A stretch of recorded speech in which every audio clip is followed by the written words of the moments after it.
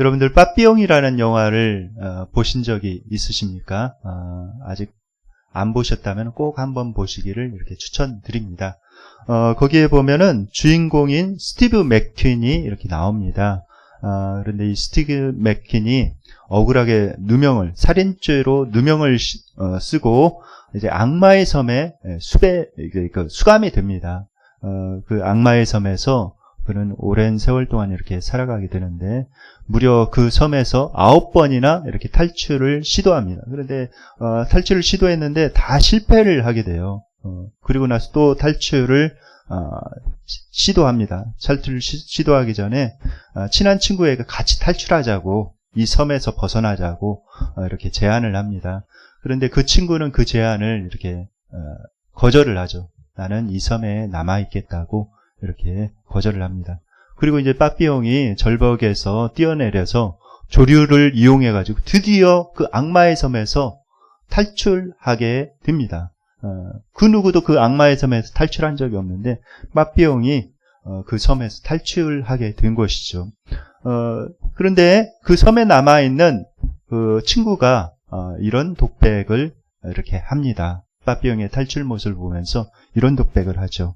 내가 아무리 탈출에 성공한다 해도 내 마음의 감옥에서 벗어나지 못한다면 너는 여전히 감옥 안에 있는 것이다. 라는 그런 의미심장한 독백을 합니다. 그런데 여러분들, 이 빠삐용이라는 영화는 실화를 바탕으로 해서 만들어진 그런 영화입니다. 실화예요. 프랑스의 앙리 사리에르, 이분이 이제 실존 인물입니다. 앙리 사리에르가 겪었던 이야기를 소설로 이렇게 만들어서 영화화한 것이죠. 앙리 사리에르가 1930년에 20살 때였습니다. 그가 프랑스 파리에 이렇게 살고 있는데 어느 골목에서 술집에서 친구들과 함께 술을 마시고 있었어요. 그런데 갑자기 그 근처에서 살인사건이 이렇게 벌어지게 되었습니다. 그래서 경찰이 출동하고 그 지역을 담당하는 검사가 이렇게 출동을 하게 됐는데 술을 마시고 있는 이 사리에르를 발견한 거예요. 발견해가지고 이 술을 마시고 있는 사리에르가 있는 것을 이렇게 보고 그 검사가 실적에 눈이 멀어가지고 실적에 눈이 멀어서 그만 그 사람에게 죄를 다 뒤집어 씌운 것입니다. 거짓 증인들을 이렇게 세우고 그래가지고 죄를 다 뒤집어 씌워서 감옥에 가둔 거예요. 그리고 나서 이제 종신형 선고를 받고 악마의 섬에 이제 수감이 된 것입니다. 그런데 이 악마의 섬에서 14년 만인 1944년에 악마의 섬에서 탈출하게 됩니다. 그런데 이 빠삐용이라는 그 영화에서는 그 빠삐용이 왜 그렇게 그 악마의 섬에서 그토록 생명을 걸면서 탈출을 하고 싶어 했는지 그 내용이 나와 있지 않습니다. 그 이유가 나와 있지 않죠. 그런데 이 빠삐용 소설의 속편이 있습니다. 바로 방꼬라는 그런 소설이 있는데 거기에 보면은 왜 그가 그토록 그 섬에서 그토록 탈출을 하기를 원했는지 거기에 나와 있습니다. 그 이유는 그가 이제 그 소설을 읽어보면은 30년 후인 1967년에 그가 다시 파리로 돌아가요. 왜 파리로 돌아가는가? 자기를 그렇게 구속하고 누명을 씌웠던 그 검사를 찾아가서 복수하기 위해서 이렇게 갑니다. 그러니까 그가 그렇게 목숨을 걸고 탈출을 감행했던 이유는 복수를 하기 위해서 그랬던 거였죠. 그런데 여러분들 생각해 보십시오. 이 빠삐용이 물리적으로는 그 섬에서 탈출하게 됐으면 자유인이 되었죠. 이제 뭐 공소시효도 지나서 이제 어떤 뭐 법적으로도 어떤 구속 받을 그런 것이 전혀 없습니다. 그러나 빠삐용이 감옥에서 진정으로 나온 것일까요? 그렇지 않죠. 빠삐용은 여전히 마음의 감옥 안에 갇혀 있는 것입니다. 증오의 감옥, 분노의 감옥, 원한의 감옥, 그 복수의 감옥에 이렇게 갇혀 있는 거예요. 여러분들은 어떻게 자유하십니까?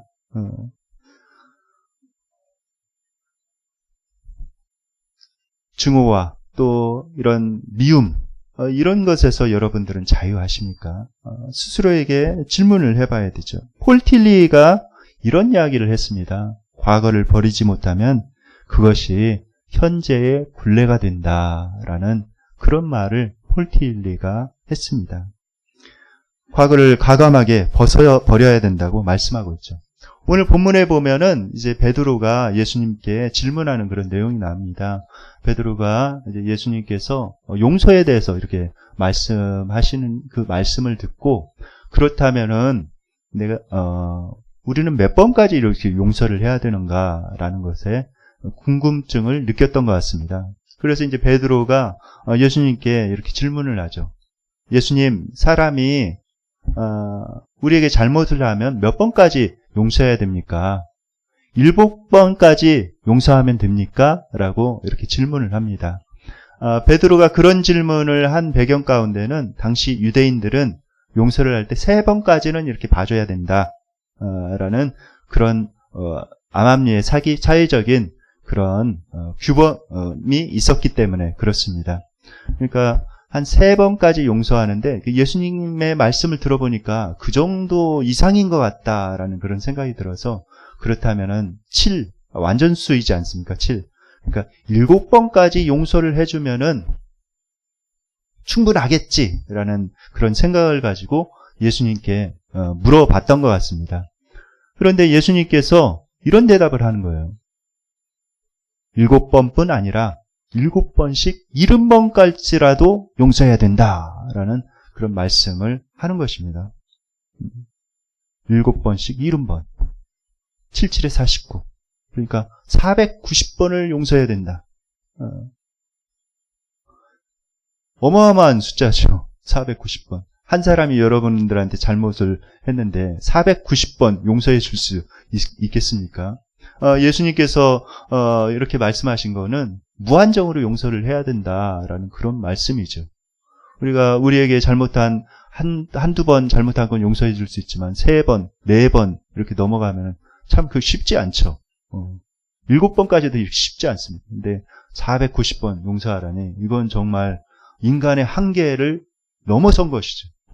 여러분들 한번 생각해 보세요. 여러분들에게 상처를 입고 여러분들에게 잘못을 한 사람이 계속해서 490번이나 그렇게 잘못을 한다면 그 누가 용서할 수 있겠어요? 인간적으로 볼 때. 정말 불가능한 것이죠. 그러자 베드로가 그 말을 듣고 아마 눈이 동그래졌을 것입니다. 490번이라고요? 눈이 동그래져가지고 예수님을 이렇게 바라봤을 것 같아요. 예수님을 놀래가지고 예수님을 이렇게 바라보고 있는데 예수님께서 한 예화를 들으시면서 이렇게 말씀을 하십니다. 오늘 예수님께서 말씀하신 이 예화 가운데는 굉장히 용서의 핵심 열쇠가 그 안에 들어 있습니다. 예수님께서 말씀하신 예화의 내용은 이렇습니다. 한 나라의 왕이 있었다. 그런데 왕이 결산할 때가 되어서 이제 장부를 들여다보니까 어마어마하게 빚을 지고 있는 그런 사람이 있었다. 무려 1만 달란트나 되는 어마어마한 돈을 빚지고 있는 그런 사람이 있었다. 그래서 그 사람을 부른 거예요. 불러서 빚을 갚으라! 라고 요청을 하는 것입니다. 당연하죠. 그렇게 어마어마하게 빚을 졌으면은 빚을 갚아야 되죠. 그래서 빚 갚으라! 이렇게 이야기를 하는데 이 사람이 이제 가만히 보아하니까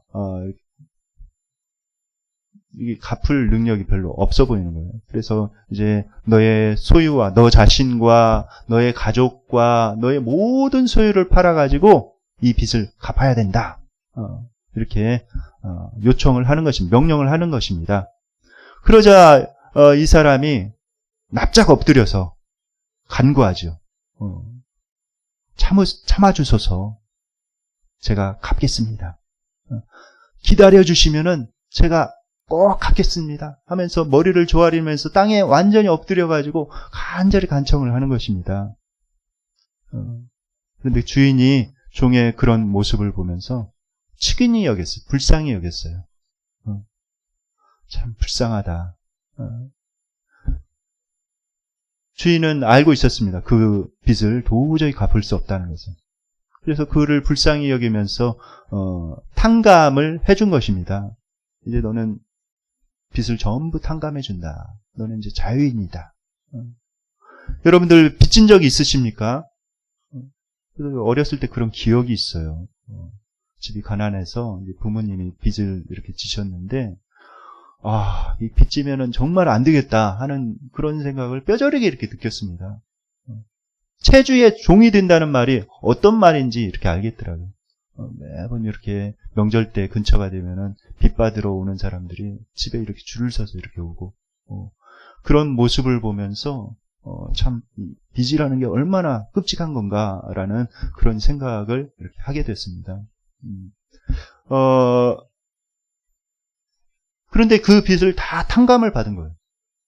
이제 갚아야 될 빚이 없는 것입니다. 얼마나 좋습니까? 정말 날아갈 듯 기쁘겠죠.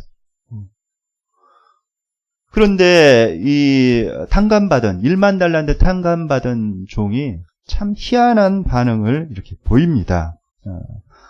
마태복음 18장 28절 말씀을 다 함께 읽겠습니다. 시작. 그 종이 나가서 자기에게 100데나리온 빚진 동료 한 사람을 만나 붙들어 목을 잡고 이르되 빚을 갚으라 하매. 네. 자기에게 빚진 100데나리온 빚진 동료 하나를 만난 거예요. 그런데 이게 보니까 동료라고 이렇게 되어 있습니다. 아마 그의 친한 친구였을 가능성이 굉장히 큽니다. 그러니까 100데나리온의 돈을 그에게 빌려준 것이죠. 친분이 없었더라면, 친하지 않았더라면 아마 빌려주지 않았을 거예요. 빌려준 것으로 봐서 그 사람과 굉장히 친한 친구였을 가능성이 굉장히 높죠. 그런데 자기에게 빚진 그 동료를 만나자마자 어떻게 하는가? 딱 붙잡습니다. 왼손으로 딱 붙잡았을 것 같아요. 옷을 딱 붙잡고 그 다음 행동이 이렇게 보면은 참 민망해요. 오른손으로는 목을 탁 낚아채가지고 목을 누르면서 얘기를 한 것이죠. 빚 갚아라! 이렇게 하면서.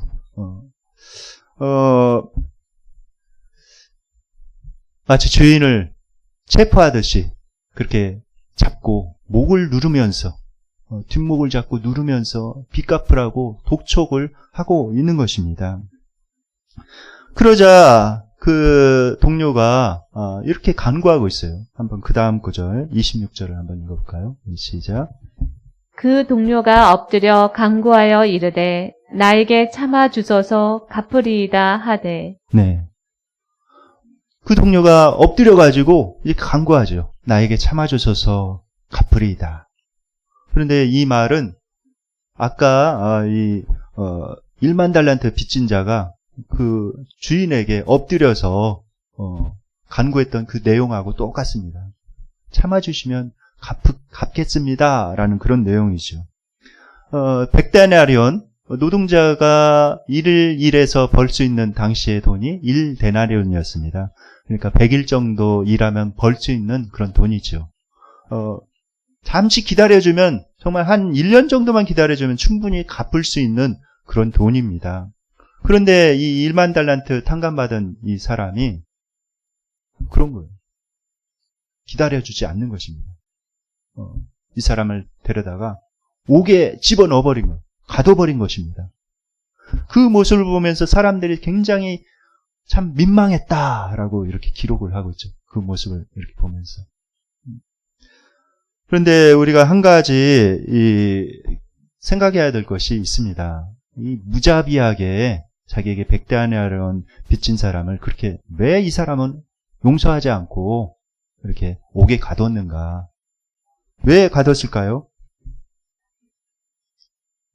그것은 자기가 얼마나 큰 빚을 탕감받았는지 기억하지 않았기 때문에 그렇습니다. 자기가 1만 달란트 탕감받은 사람이라는 것을 기억한다면 당연히 긍휼히 여겨야 되죠. 당연히 긍휼히 여겨야 돼요. 여러분들 1만 달란트라는 돈이 얼마나 큰 돈인지 아십니까? 어마어마하게 큰 돈입니다. 당시에 제일 큰 그 단위가 달란트였대요. 달란트. 그런데 1달란트는 6천 데나리온 정도 이렇게 되었다고 합니다. 그러니까 6천 데나리온은 얼마나 큰 돈이에요? 한 노동자가 1년에 300일 일한다고 치면은 20년 동안 노동자가 한 푼도 안 쓰고 벌어야 저축할 수 있는 돈이 바로 1달란트입니다. 그렇다면 1달란트 곱하기 1만, 그러니까 20년 곱하기 1만을 하면은 20만 년 동안 일해서 한 푼도 쓰지 않고 저축해야 벌 수 있는 돈이 1만 달란트라는 거죠. 참으로 어마어마한 금액이 아닐 수가 없습니다. 100데나리온에 비교할 수 없는, 도저히 비교조차도 안 되는 어마어마한 그런 돈을 탕감받은 것이죠. 그런데 여러분들 아십니까? 헬라어로 죄라는 단어를 5가지로 이렇게 표현하는데 그 중에 한 가지가 이 단어입니다. 오헤 일레마라는 그런 단어를 쓰고 있는데, 오헤 일레마는 어떤 뜻이냐면 부채라는 뜻이에요. 부채. 우리가 죄 지은 거 그거 다 부채다. 부채 어떻습니까? 장부에 다 기록이 되죠. 장부에 기록이 돼서 결산할 때 그것을 갚으라고 요청을 합니다. 그처럼 이 죄라는 것은 부채라는 거예요. 부채. 그런데 여러분들 부채에서 벗어나려면 어떻게 해야 됩니까? 그것을 갚기 전에는 그 부채에서 벗어날 수가 없어요. 체주의 종노릇을 해야 됩니다. 얼마나 비굴한지 몰라요. 얼마나 마음이 무겁고 힘든지 모릅니다. 체주의 종이 되는 거예요. 죄라는 것이 그렇다는 것이죠. 그런 역할을 하는 것입니다. 그런데 예수님께서 이 땅에 오셔서 십자가를 지시고 십자가에서 자기의 생명값으로 우리를 구원하여 주십니다. 예수님께서 운명하시 직전에 이렇게 말씀하세요. 다 이루었도다. 우리나라 말로는 그렇게 번역이 되어 있는데 헬라어로는 테텔레스타이 이렇게 기록이 되어 있습니다. 어떤 뜻이냐면은 내가 값을 다 치루었다 라는 그런 의미입니다. 값을 다 치루었다는. 예수님께서 우리를 구원하시기 위해, 우리를 지옥에서 구원하시기 위해 값을 다 치러 주셨습니다. 생명의 값으로 어마어마한 그런 값을 우리에게 치러 주신 것이죠. 우리는 하나님께로부터 이런 큰 용서를, 큰 은혜를 받았다는 사실을 결코 잊지 말아야 됩니다. 그 은혜를 잊지 말아야 돼요. 그리고 그 은혜에 합당하게 반응할 줄 알아야 되는 것이죠. 우리가 먼저 그 큰 은혜를 입은 사람으로서 먼저 자기 자신을 용서할 줄 알아야 돼요. 자기 자신과 화해할 줄 알아야 되고, 자기 자신의 그런 잘못된 부분, 죄악된 부분도 때로는 용서를 할 줄 알아야 됩니다. 하나님의 용서를 받아들여야 돼요. 하나님께서는 1만 달란트를 용서해 주셨다. 그 사실을 잘 알아야 됩니다. 우리가 성경에 보면은 많은 사람들의 이름이 나오죠. 특별히 예수님의 족보를 보면은 거기에 많은 사람들의 이름이 이렇게 나옵니다. 그런데 족보를 보면서 야, 어떻게 이 사람도 예수님의 족보에 이렇게 들어갔을까라는 그런 생각이 드는 사람들이 많이 있습니다. 그 중에 하나가 다말이죠. 다말. 다말은 어떤 여인이었어요? 자기 시아버지를 꼬여가지고 이렇게 유혹을 해서 동침한 그런 여인이었습니다. 도저히 예수님의 족보 가운데 들어갈 수 없는 그런 여인이었죠. 또 룻은 어때요? 룻은 기생이라고 이렇게 되어 있죠. 기생. 영어 성경에 보면 더 심한 단어를 이렇게 쓰고 있어요. 그 여인이 그 예수님의 족보에 들어가 있는 것입니다. 그리고 우리가 굉장히 좋아하는 다윗은 어떻습니까? 다윗도 이렇게 보면은 도저히 그 족보에 들어갈 수 없는 그런 사람이에요. 물론 믿음으로 골리앗을 물리치고 대단한 그런 믿음의 사람으로서 살아가기도 했지만 다윗 또한 엄청난 죄를 짓기도 했습니다. 바로 자기의 부하 우리아의 아내를 취한 것이죠. 그리고 그 충성스러운 우리아를 교살하고 살인까지 한 굉장히 큰 죄를 지은 사람입니다.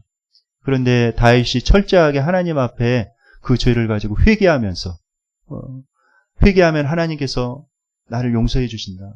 그것을 믿고 하나님의 긍휼에 의지하면서 철저하게 금식하며 죄를 무릅쓰고 회개할 때 하나님께서 다 용서해 주셨죠.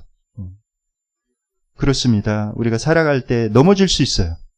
그러나 한 가지 우리가 분명히 기억해야 될 것은 넘어지더라도 다시 일어나야 된다는 것입니다. 잠언 24장 16절에 이렇게 말씀하고 있어요. 다 함께 읽겠습니다. 시작. 대저 의인은 7번 넘어질지라도 다시 일어나려니와 악인은 재앙으로 말미암아 엎드려지느니라. 네. 대저 하나님께서 의인이라고 보는 사람은 어떤 사람인가? 한번 엎드려져 가지고 아이고 나는 이제는 더 일어날 수 없어 이왕 버린 몸 하면서 넘어져 있는 사람은 악인이라고 하나님께서 보시는 것입니다. 의인이라고 보는 사람은 7번 성경은 7번은 완전수거든요. 완전히 절버럭 넘어져서 도저히 일어날 수 없다고 하는 그 순간에도 하나님의 그 긍휼을 바라보면서 일어나는 그 사람, 그리고 이 순례의 길을, 천국을 향한 순례의 길을 지속적으로 걸어가는 그 사람은 의인이라고 하나님께서 보시는 것입니다. 얼마나 감사해요. 우리가 하나님의 용서하심을 기억하면서 자백하고 회개하고 일어나서 우리의 믿음의 길을 걸어가야 되는 것이죠. 그리고 한 가지 우리가 이 용서받았다는 사실을 기억한다면 필수 사항이 있습니다. 그것은 다른 사람을 용서해야 된다는 거예요. 이거는 어떤 선택 사항이 아니라 하나님의 명령이고 필수적인 그런 사항입니다. 그런데 1만 달란트 빚진 자는 그 탕감받았던 은혜를 잊어버린 것이죠.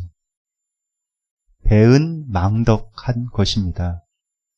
그 큰 은혜를 입었는데 그 은혜를 잊어버리고 그 은혜를 배신하고 거기에 합당한 은혜에 합당한 반응을 보이지 않고 배은 망덕한 거예요. 마태복음 18장 32, 33절 말씀을 다 함께 읽겠습니다. 시작. 이에 주인이 그를 불러다가 말하되 악한 종아 내가 빌기에 내가 내 빚을 전부 탕감하여 주었거늘 내가 너를 불쌍히 여김과 같이 너도 내 동료를 불쌍히 여김이 마땅하지 아니하냐 하고. 네, 여기 참으로 우리가 자세히 살펴볼 말씀이 있죠. 내가 마땅히 탕감을 받았으니까 다른 사람도 긍휼히 여겨야 된다 이렇게 말씀하십니다. 그 다음 구절에 보면은 이 사람을 다시 옥에 가두어 버려요. 그 주인이. 그러니까 그 탕감했던 빚이 다시 생겨버린 것입니다. 1만 달란트가. 그래서 옥에 갇혀진 것이죠. 이 사실을 우리가 잘 알아야 돼요. 하나님께서는 우리가 은혜를 받은 사람으로서 합당하게 그 은혜에 반응하면서 살아가기를 원하신다. 이게 참 중요한 것 같습니다. 은혜만 받고 이렇게 살아가는 것이 아니라 합당하게 반응해야 된다는 거예요. 요새 수요기도 때 야고보서를 이렇게 강의를 하는데 야고보서를 이렇게 보면서 우리가 실생활에 어떻게 믿음의 사람으로서 살아가야 되는가 구체적으로 예수님의 친동생 야고보 사도가 이렇게 우리에게 말씀해 주는 것을 이렇게 봅니다. 거기 보면 야고보 사도가 이런 말씀했어요. 영혼 없는 몸이 죽은 것 같이 행함이 없는 믿음은 그 자체가 죽은 것이니라 이렇게 말씀하고 있습니다. 하나님께서 우리에게 베풀으신 은혜를 기억하고 거기에 합당하게 반응하면서 살아가야 된다는 그런 말씀이죠. 한 권사님이 이렇게 계십니다. 제가 다른 교회에서 이렇게 사역을 할 때 신방을 가서 이제 여러 가지 이야기를 이렇게 듣고 같이 예배드리고 하는 그런 시간이었는데 그 권사님이 살아온 이야기를 이렇게 쭉 해주시더라고요. 해주시는데 이 권사님에게 남편이 있는데 남편의 그런 친구가 3분 이렇게 있습니다. 그런데 그 남편 친구들에게 권사님이 거금을 이렇게 다 빌려준 거예요. 억대가 넘는 그 거금을 다 빌려준 것입니다. 그런데 이 남편 친구들이 사업을 하다가 쫄딱 망했어요. 그래가지고 신용불량자가 되어버렸습니다. 그 사이에서 어떻게 활동할 수 있는 게 없는 거예요. 신용불량자가 이렇게 되니까. 그러고 나니까 이제 권사님한테 찾아온 거예요. 찾아와서 좀 우리 좀 살려달라고. 그러니까 권사님이 불쌍히 여겨가지고 법원에 가서 그 빚을 다 이렇게 없는 걸로 이렇게 문서를 다 이렇게 해줘가지고 이렇게 그렇게 은혜를 베풀어 줬답니다. 그런데 이 세 사람이 모여가지고 작당 모의를 한 거예요. 그러면서 서류를 가짜로 꾸미고 세 사람이 입을 맞추고 그래가지고 권사님이 마치 빚이 많이 자기들에게 있는 것처럼 이렇게 해가지고 권사님에게 수억을 이렇게 또 뜯어갔다는 것입니다. 참 배은망덕한 사람이죠. 그렇게 큰 은혜를 베풀어 줬는데 근데 하나님께서 이들을 가만히 두었을까요? 그렇지 않죠. 하나님께서 살아계십니다. 은혜를 잊어버리고 그 다른 사람에게 억울한 자기에게 은혜를 베푼 사람을 억울하게 이렇게 한 사람은 하나님께 결단코 놓아두시지 않으시죠. 이 사람들 사업이 쫄딱 망했어요. 그리고 집안이 막 풍비박산, 그 자손까지도 막 집안이 깨어지고 막 풍비박산 나고 그 다음에 질병에 걸려가지고 막 죽고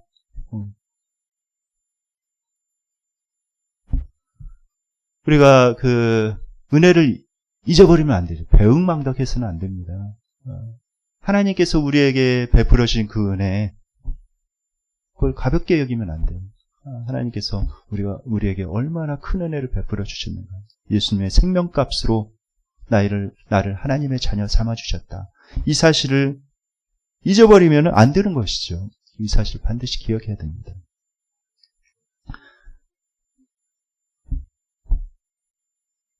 우리가 이 사실을 기억할 때 드디어 다른 사람을 용서할 수 있는 그런 마음이 생기는 거예요. 하나님께서 나를 얼마나 사랑하셨는가. 하나님께서 얼마나 나에게 큰 은혜를 베풀어 주셨는가. 그 마음을 우리가 그 기억을 할 때 드디어 다른 사람을 용서할 수 있는 그런 마음이 생기게 됩니다. 용서라는 게 그런 것 같아요. 용서라는 게 나로부터 나오는 것이 아닌 것 같습니다. 내 마음에서 이렇게 용서하려고 하면 참 용서가 안 되죠. 그러나 거기에 하나님의 은혜를, 하나님의 사랑을, 하나님의 용서를 거기에 초대를 했을 때 드디어 그것을 이겨나갈 수 있는 그런 힘이 마음 가운데 이렇게 생깁니다. 마태복음 18장 35절 말씀, 주님께서 이렇게 말씀하시죠. 다 함께 한번 읽어볼까요? 시작. 너희가 각각 마음으로부터 형제를 용서하지 아니하면 나의 하늘 아버지께서도 너희에게 이와 같이 하시리라. 네, 참 무서운 말씀이 아닐 수가 없습니다. 너희 마음 중심에서부터 다른 사람을 용서하지 아니하면 하나님께서도 우리에게 그렇게 하시겠다는 거예요. 참 무서운 말씀이죠. 그러니까 우리가 이 땅에 살아가면서 적어도 죽기 전에 한 가지 확실하게 해야 될 것이 있어요. 그것은 내 마음 가운데 용서하지 못한 사람이 누구 있는가. 그 사실은 분명하게 해야 됩니다. 다른 사람 미워하고 증오하는 마음을 가지고 천국에 들어갈 수는 없다는 거예요. 그것에 대해서 반드시 하나님께서 물으시겠다는 것입니다. 우리가 주기도문에 기도를 드릴 때마다 그런 기도를 드리죠. 다른 사람의 죄를 사하여 준 것 같이 우리 죄를 사하여 주옵소서. 우리가 마땅히 하나님의 은혜를 받은 사람으로서 다른 사람의 죄를 사하여 줘야 된다는 거예요. 만약에 그렇지 않다면 하나님께서도 우리의 죄값에 대해서 분명하게 물으시겠다는 그런 말씀입니다. 오늘 본문에서 1만 달란트 빚진 사람은, 탕감받은 사람은 그 사실을 기억하지 못한 거예요. 자기가 얼마나 엄청난 은혜를 받은 사람인가. 그것을 기억하지 않고 다른 사람에게 엄격한 잣대를 들이대고 있는 것입니다. 마치 다윗과 같죠. 다윗이 밧세바와 동침하고 우리아를 교살하고 난 뒤에 이제 나단 선지자를 하나님께서 보내시죠. 다윗의 한 행위가 괘씸해가지고 그것도 또 자기 죄를 깨닫지 못하고 있으니까 하나님께서 나단 선지자를 일으키셔서 그에게 보내서 말씀을 전합니다. 근데 나단 선지자가 한 예화를 들죠. 부자가 있는데 부자는 가진 것이 많고 소와 말, 양 수도 없이 많다. 그런데 한 가난한 사람이 있었는데 그 사람에게 유일한 재산은 암양이었다. 그 암양 하나를 참 잘 보살피고 그 암양으로 인해서 기뻐하면서 그 하나로 인해서 살고 있는데 부자가 그만 그 암양을 뺏어다가 잡아가지고 먹어버렸다. 이 이야기를 듣고 다윗이 이제 대노를 하죠. 그 사람 마땅히 죽어야 된다. 그렇게 이야기를 하자 바로 나단이 그 사람이 바로 당신이요 라고 이렇게 선언을 합니다. 그때야 이제 다윗이 깨닫게 된 것이죠. 아, 내가 바로 그 사람이구나. 우리가 때로 그럴 수가 있어요. 내 자신에 대해서는 굉장히 유한 그런 잣대를 대면서 이렇게 넘어가지만 다른 사람에 대해서 이렇게 굉장히 다윗과 같이 그렇게 굉장히 엄한 잣대를 이렇게 대면서 이렇게 판단하고 정죄하고 용서하지 못하는 때가 있죠. 그러나 우리가 한 가지 생각해야 될 것이 있습니다. 하나님께서 나를 얼마나 긍휼히 여기시는가, 불쌍히 여기시는가. 여러분들, 우리가 이 땅에 살아가면서 과거에 지은 죄도 많이 있죠. 우리가 알게 모르게 그런 죄들. 우리가 깨닫고 있는 것만 해도 굉장히 많이 있습니다. 성경의 기준에 보면은 그런 죄들이 참 많아요. 어쩔 수가 없어요. 지나가 버리고. 현재는 어떻습니까? 현재도 우리가 넘어지지요. 때로 죄를 집니다. 미래는 어떨까요? 앞으로 살아갈 우리 인생 가운데 분명히 죄를 지을 것입니다. 그런데 하나님께서 은혜로 그 죄를 용서해 주신 거예요. 예수님의 생명값으로. 그 은혜를 이렇게 받아들이면서 또 나를 긍휼히 여기신 그 하나님을 생각하면서 다른 사람도 긍휼히 여기는 것이 마땅한 것이죠.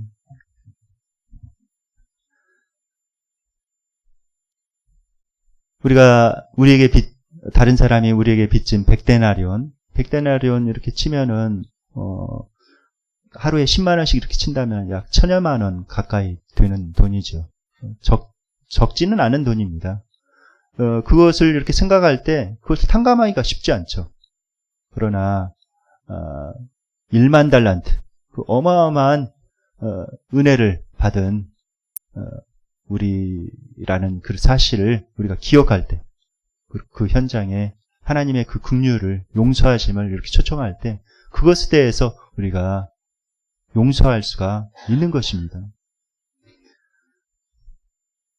서두에 말씀드린 빠삐용 소편 망고에 이렇게 나와 있는 내용입니다. 이제 빠삐용이 사리에르죠. 실제 인물은 사리에르입니다. 이렇게 남미에 가가지고 열심히 일해서 이렇게 돈을 벌어요. 열심히 일해서 돈을 벌고 30년이 딱 지나자 이제 공소시효가 끝난 것이죠. 그러자 이제 자기의 고향 파리로 이렇게 돌아갑니다. 파리에 돌아가서 자기가 어렸을 때 자라났던 그 동네에 들어간 거예요. 동네에 들어가서 이렇게 보니까 자기가 어렸을 때 어머님의 손을 잡고 걸었던 그런 길이 이렇게 보이고 그때의 추억들이 막 좋은 추억들이 이렇게 떠오르는 것입니다. 그리고 어렸을 때 꿈을 꾸었던 그런 꿈이 생각이 나고 가족들과 함께 행복하게 또 친구들과 함께 행복하게 지내던 그 시절들이 이렇게 막 떠올랐습니다. 그리고 난 다음에 이렇게 그 지역을 이렇게 돌아보는데 복수하고자 하는 마음이 눈 녹듯이 싹 사라지는 거예요. 눈 녹듯이 싹 사라지는 거예요. 그리고 어느덧 자기가 체포되었던 그 검사에게 체포되었던 그 장소에 딱 이르는 거예요. 거기에서 그는 이런 말을 남깁니다. 나는 내가 복수를 포기한 대가로 다시는 이런 비극이 생기지 않게 해달라고 하나님께 기도했다. 아마 이분이 예수님 믿는 사람인가 봐요. 그리고 나 자신에게 이렇게 속삭였다. 친구여, 너는 이겼다.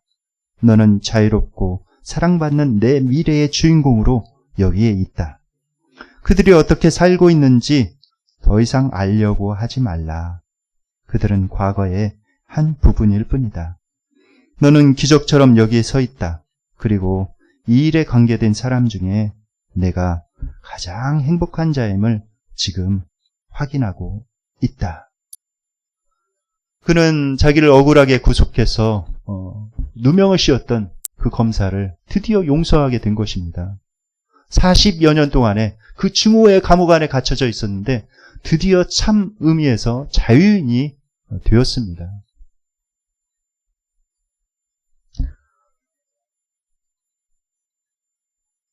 여러분들에게는 어떻습니까? 아직도 혹시 미워하는 어떤 사람이 남겨져 있습니까?